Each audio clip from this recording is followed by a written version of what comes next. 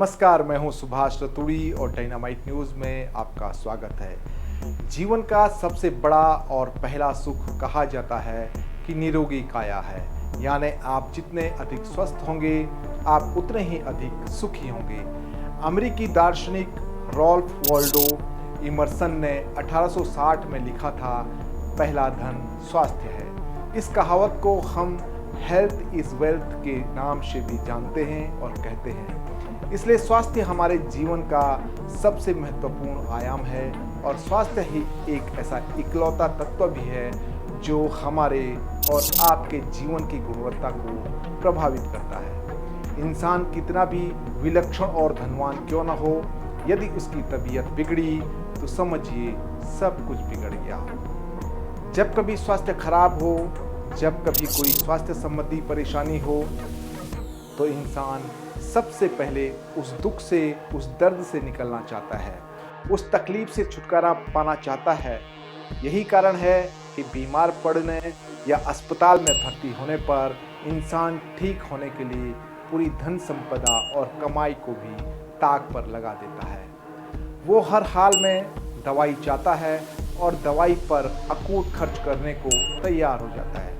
ठीक होने के लिए दवा के बिना उसे कुछ और नहीं चाहिए होता है, क्योंकि वो जानता है यदि उसे जीवन चाहिए तो इसके लिए उसे दवाइयाँ चाहिए होगी। आज हम आपको एक ऐसे विषय पर बात करेंगे जो हर किसी को चिंता में डाल सकता है, लेकिन इसके साथ ही ये विषय हमें अपने स्वास्थ्य और दवाइयों के लिए जागरूक भी करता है, सावधान भी करता है। ये मामला दवाइयों के नाम पर इंसानी सेहत से हो रहे खिलवाड़ का है। ये मामला है दवाइयों के नाम पर बाजार में बिक रहे जहर का। ये मामला है हमारे सिस्टम और विभागों की उदासीनता का। ये मामला बताता है कि कैसे बाजारों में नकली दवाइयों की खुलेआम बिक्री हो रही है। ये एक तरह से इंसान को मारने और उसे और भी ज़्यादा बीमार बनाने, रुग्ण करने का मामला है। सवाल ये है कि हमारे पास पुलिस प्रशासन है, तमाम विभाग हैं, कई सरकारी मशीनरियां हैं, लेकिन इसके बावजूद भी नकली दवाइयां कैसे बन रही है और कैसे बाज़ारों में इनकी खुलेआम सप्लाई हो रही है। ये हमारे सिस्टम पर बहुत बड़ा तमाचा है। अब से ठीक पहले जब हम ये बुलेटिन आपके लिए लाए हैं तो यानी गुरुवार को नारकोटिक्स कंट्रोल ब्यूरो यानी एनसीबी ने महाराष्ट्र के रायगढ़ जिले में एक छापेमारी की और वहां के महाड़ औद्योगिक क्षेत्र से एक ड्रग लैब का भंडाफोड़ किया। एनसीबी ने लगभग 50 करोड़ रुपए की मेफ्राडोन के साथ 2 लोगों को गिरफ्तार किया। आरोपियों के पास से लगभग 47 किलो मेफ्राडोन जब्त की गई। इससे पहले बुधवार को सोनीपत के खरकौदा में नकली दवाओं के काला कारोबार का भी भंडाफोड़ किया गया। यहाँ फिरोजपुर बांगर स्थित फैक्ट्री में अवैध रूप से एक फार्मा कंपनियों की एंटीबायोटिक दवाइयाँ तैयार की जा रही थी। यहाँ हिमाचल, उत्तराखंड, महाराष्ट्र और कुछ में चलने वाली इन राज्यों में चलने वाली कुछ नामी गिरामी कंपनियों की नकली दवाइयाँ बनाई जा रही थी और उन्हें बाजार में खपाने की तैयारी की जा रही थी। इससे पहले बुधवार को ही छत्तीसगढ़ के रायपुर में नशीली दवाइयों की होम डिलीवरी का एक बड़ा मामला सामने आया है। ये दवाइयाँ गुजरात से स्पीड पोस्ट के जरिए रायपुर भेजी गई थी। 2 दिन पहले ही पश्चिम बंगाल में करीब 20,000 करोड़ रुपए की नकली दवाइयों के गोरख धंधे का बड़ा पर्दाफाश हुआ। बरामद दवाइयों में कई नामी दवाइयाँ भी शामिल है, कई कंपनियाँ भी शामिल है। नकली दवा का गोरख धंधा बंगाल से बिहार, ओडिशा, उत्तर प्रदेश तक फैला हुआ है। जानकारी के मुताबिक नकली दवा के तार बांग्लादेश से जुड़ते दिख रहे हैं। इसकी जांच अभी जारी है। यहाँ हमने महज 2-3 दिनों में हुए इन नकली दवाओं के खुलासे की बात की है। इसी तरह लगभग हर रोज ऐसे मामले सामने आते रहते हैं। भारत में नकली और अवैध दवाओं का धंधा तेजी से पांव पसार रहा है, जिसकी वजह से रोगियों की जान जोखिम में है। हर आम आदमी इंसान जोखिम में है। सर्दी जुकाम से लेकर के कैंसर जैसी घातक बीमारी की भी नकली दवाएं बाजार में मौजूद हैं। बांग्लादेश सहित दूसरे देशों से आने वाली और भी कई अवैध रूप से बनाई जा रही बाजार में जो नकली दवाइयाँ हैं उनको वे रोगियों को जीवन दान देने के बजाय उनके लिए मौत का कारण बन रही हैं, उन्हें मौत की तरफ धकेल रही है।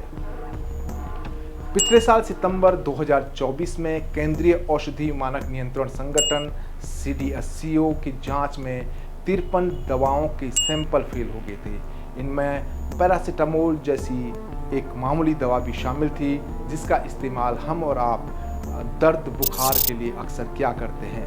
CDSCO ने जब संबंधित दवा कंपनियों से इस जांच के बाद स्पष्टीकरण मांगा तो उन कंपनियों ने कहा कि जो लेबल उन दवाइयों के बैच पर लिखा हुआ है, उस लेबल पर जो बैच है वे उनके द्वारा तैयार नहीं किया गया, उनके द्वारा उसका निर्माण नहीं किया गया।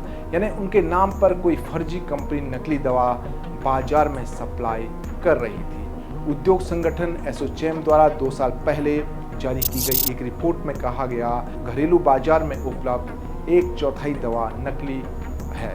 Fake and counterfeit drugs in India booming बिज नामक इस रिपोर्ट के अनुसार देश में दवाइयों के बाजार का आकार 14 से 17 अरब डॉलर के अधिक है, जिसमें करीब 4.25 अरब डॉलर की दवाएं नकली या सब स्टैंडर्ड की है। एक अन्य अध्ययन में कहा गया कि देश में बिकने वाली करीब 25% दवाएं नकली है। नकली होने से मतलब है कि फर्जी कंपनियों के द्वारा नामी कंपनियों के लेबल का इस्तेमाल किया जा रहा है, उनकी नकल की जा रही है और इस तरह से फर्जी दवाएं बाजार में सप्लाई की जा रही है। आंकड़ों की माने तो दुनिया भर में लगभग 35,000 ऑनलाइन दवाएं देने वाले जो प्लेटफॉर्म्स है, फार्मेसी है, अवैध रूप से चल रहे हैं। यानी ये ऑनलाइन शॉपर्स है, ऑनलाइन प्लेटफॉर्म्स है। जिस तरह से नकली दवाइयों का काला बाजार फल फूल रहा है हमारे देश में, ऐसे में हम आपको सलाह देते हैं कि दवाई खरीदने से पहले पूरी सतर्कता बरतें। दवाई के पत्ते पर कभी भी विश्वास न करें, किसी विश्वसनीय प्लेटफॉर्म का ही इस्तेमाल करें यदि आपको दवाइयाँ खरीदनी हो। किसी भी ऑफर के लालच में न आएँ और प्रतिष्ठित स्टोर से ही हमेशा दवाएं खरीदें। सबसे बड़ी बात ये कि बिना डॉक्टर की सलाह लिए बिना दवाइयाँ खरीदना आपकी सेहत के लिए हानिकारक हो सकती है। इसलिए दवाइयाँ खरीदते समय सतर्क रहें और हमेशा सावधानी बरतें। हमारे इस वीडियो को लाइक करें, शेयर करें, सब्सक्राइब करें हमारा YouTube चैनल और देश और दुनिया की खबरें पाने के लिए डाउनलोड करें हमारा डायनामाइट न्यूज़ मोबाइल ऐप।